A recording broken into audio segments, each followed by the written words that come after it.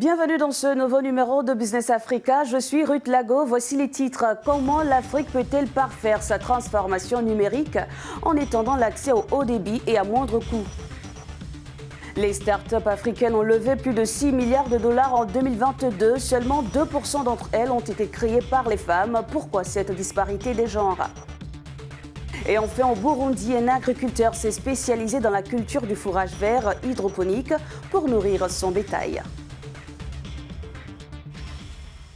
Selon la Banque mondiale, il faudra 100 milliards de dollars d'ici 2030 pour garantir un accès à Internet haut débit à toute l'Afrique et un demi-million de kilomètres supplémentaires de fibres pour couvrir le continent. Conséquence, regardez cette carte fournie par Statista. En termes de forfait mobile, 1 giga coûte près de 10 dollars en Namibie et plus de 20 à Sao Tomé. L'Internet est cher et lent. Suivez ce reportage de Cédric Seosolo à Pointe-Noire au Congo. Axel est un entrepreneur web. Depuis la fermeture des bureaux de sa start-up l'an dernier, il se rend quotidiennement dans cet espace de coworking. Heureusement qu'il y a eu des solutions coworking qui sont mises en place. Et voilà. Et l'avantage, premièrement, c'est que dans le coworking, c'est que c'est eux qui prennent un formule d'abonnement chez les distributeurs de réseau. Et voilà, moi, j'achète juste l'espace de navigation et un bureau. Et comme ça, je peux travailler pour recevoir des clients là-bas. De nombreux entrepreneurs sont assommés par le coût élevé des données mobiles au Congo, un pays classé en 2021 parmi les 6 États d'Afrique les plus chers en la matière, avec environ 8,47 dollars le gigadata, selon les chiffres de l'Alliance pour un Internet abordable. Il faut comprendre que le coût de l'accès à Internet pour les populations est mécaniquement en fonction du coût pour les opérateurs. Le coût des infrastructures coûte cher à construire. On observe également ici, particulièrement en Afrique centrale, un manque de concurrence entre les opérateurs. C'est particulièrement vrai ici en Afrique centrale, alors que si vous déplacez par exemple en Afrique de l'Est, les tarifs des opérateurs sont beaucoup plus bas. Des inégalités de prix qui ont incité le gouvernement congolais à adhérer au programme d'interconnexion en fibre optique de l'Afrique centrale. Ce réseau de plus de 900 km va connecter le Congo, le Cameroun et la Centrafrique. Le maillage des pays voisins du Congo, comme le Cameroun, la Centrafrique, on peut également citer la République démocratique du Congo, le Gabon et même l'Angola, apporte au Congo une redondance dont les opérateurs ont besoin. Une redondance, ça veut dire qu'il y a plusieurs chemins pour les réseaux en termes d'approvisionnement. Cela évite des interruptions complètes de services Internet au sein du pays. Ça permet également de diminuer les coûts. En tête des pays aux tarifs Internet les plus élevés en Afrique figurent Sao Tomé et Principe avec plus de 20 dollars le géo de données mobiles, suivi du Botswana et du Togo. Je suis rejointe par messieurs Ayefemi Faozon Oro, entrepreneur digital à Cotonou, et Khalifa Ababakar Sarr, fondateur de IGA à Dakar. Et pour vous, monsieur Khalifa, l'Afrique peine à réduire le prix de l'Internet parce qu'elle a négligé son domaine spatial?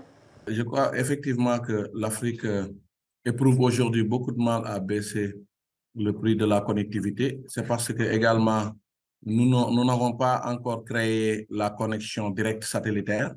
Et il est évident que l'Internet, si ça passe par les opérateurs, avec beaucoup de taxes qu'on applique résolument et les retards liés au déséquilibre de l'aménagement du territoire dans le continent, tous ces facteurs-là et ces contraintes font que l'Afrique peine à se rattraper par rapport au gap numérique que nous connaissons depuis des décennies. On peut expliquer la cherté des coûts des données par 2 ou 3 facteurs. Le premier facteur est, pour moi, démographique. La taille des marchés, le nombre d'utilisateurs quotidiens d'Internet dans ces pays, qui n'est pas suffisamment élevé pour contrebalancer quand même les ressources que les opérateurs investissent. Donc, pour moi, c'est un facteur. Il y a un second facteur qui est l'environnement légal, juridique et l'environnement structurel. Parce que derrière, il y a des investissements que les États doivent effectuer, que les États ne font pas souvent.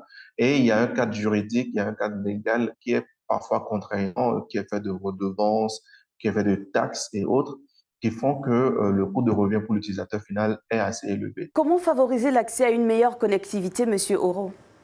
Bon, actuellement, au Bénin, je parlerai du cas que je maîtrise mieux, même s'il y a une vue, une certaine lecture des pays de la sous-région. Le gouvernement a entamé depuis je pense 2016, 2017, un vaste projet de maillage du territoire en fibre optique, donc du nord au sud, de l'est à l'ouest. Et je pense à l'issue de ce maillage, on devrait pouvoir avoir l'opérateur public qui doit pouvoir opérer sur ce réseau et faciliter normalement l'inclusion des populations qui sont en rade.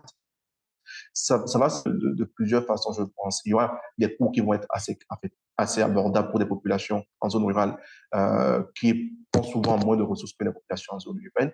Mais pour moi, il y a un facteur dont il faut tenir compte aussi et qu'on oublie souvent quand on adresse la question du numérique, c'est la question de l'éducation des populations.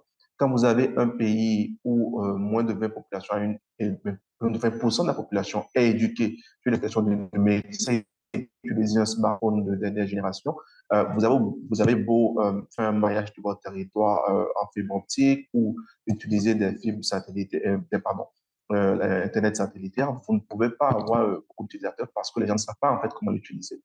Comment mieux accompagner les startups piliers de cette économie numérique? L'État doit pouvoir faciliter, jouer le rôle de facilitateur en prenant un cadre législatif, incitatif et protecteur qui encourage les investissements. Je trouve que c'est contre-productif pour nos pays d'avoir des startups qui sont dans nos pays, qui sont obligés s'enregistrer dans le Delaware aux États-Unis parce que pour pouvoir recevoir du financement, il faut être enregistré là-bas. Ce n'est pas intéressant pour nous. Et cela arrive parce que justement, nos écosystèmes ne sont pas suffisamment protecteurs pour les investissements. Donc, il faut comprendre que ce sont des investissements à risque. Quand quelqu'un veut mettre un cachet de $100 000 sur une idée, c'est à risque. Quand on veut mettre 1 million, 2 millions ou 10 sur une startup qui est en amorçage, c'est un risque, ou en croissance, c'est un risque. Vous voyez ce que je peux dire? Et il faut pouvoir structurer l'environnement. Au Bénin, par exemple, il y a un seul réseau structuré de Business Angels, le BIBAN, qui a été créé en 2019. Ce n'est pas suffisant.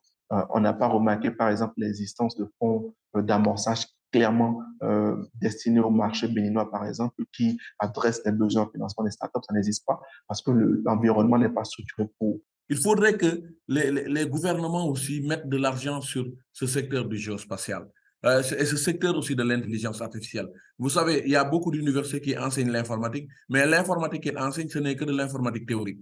L'informatique doit être aujourd'hui aux besoins des populations, une informatique pratique. Merci à vous, messieurs. Les disparités existent dans le financement des startups selon le magazine Les Inspirations Éco. Plusieurs facteurs l'expliquent, notamment les difficultés d'accès à des réseaux de mentors qui peuvent accélérer la levée des fonds ou le manque de confiance en des startups dirigées par des femmes. Les startups africaines ont le vent en poupe. En 2022, selon Patrec, elles ont levé plus de 6 milliards de dollars. Reste que cette bonne santé économique cache une disparité des genres. Les startups créées par des femmes ne représentent que 2% du total des fonds levés, selon Africa Big Deal. Un chiffre qui pourrait avoisiner les 15% si on inclut les entreprises fondées par des équipes mixtes.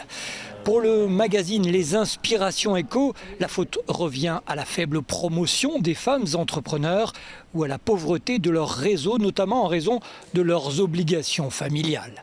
Les entreprises dirigées par les femmes doivent faire face à des différences entre les genres. Elles jalonnent le processus d'identification et de sélection des programmes d'accompagnement et de financement existants. Il existe bien évidemment des solutions, notamment celle d'inviter les femmes à mieux promouvoir leurs activités en tenant compte de la technologie et de s'entourer de mentors féminins, et ce afin de réduire ce déséquilibre. Au Burundi, l'agriculture et l'élevage sont au cœur de l'économie. Ces secteurs emploient une partie significative de la population, dont Cédric Niyongabo. Il a décidé de révolutionner sa ferme en produisant du fourrage hydroponique pour ses bêtes. Pour répondre aux besoins croissants en fourrage, Cédric Nyongabo, jeune innovateur burundais, a introduit du fourrage vert hydroponique. C'est à Mutimbuzi, dans l'ouest de Bujumbura, qu'il a installé sa première ferme. Le processus commence par la sélection des grains de maïs et du blé. Après lavage, vient ensuite l'étape de la germination. C'est un fourrage qu'on cultive avec de l'eau, sans engrais chimiques ni pesticides. On cultive sur des plateaux et on arrose. Il faut mesurer la quantité d'eau. On utilise une serre, elle permet de mesurer la température et l'humidité et protège aussi le fourrage contre les maladies éventuelles.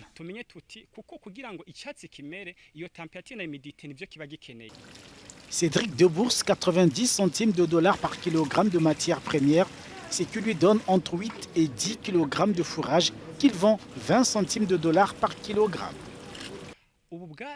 L'animal nourri au fourrage reste sain et propre. Il est sans microbes. Il a à sa disposition les graines, les racines, donc des éléments nutritifs. C'est un fourrage facile à digérer aussi. Cédric Nyongabo produit au moins 4 tonnes par semaine. Sa technique est très adaptée au Burundi. C'est une aubaine pour les éleveurs de son pays. Ce fourrage va beaucoup nous aider. D'après mon constat, il participe à l'augmentation de la production animalière. Il est délicieux pour les vaches et il est moins cher par rapport au fourrage habituel. Plus de 90% de la population burundaise vit de l'agriculture et de l'élevage, des activités qui restent majoritairement de subsistance dans un pays qui compte plus de 12 millions d'habitants. Merci d'avoir suivi cet épisode de Business Africa. À très vite sur Africa News.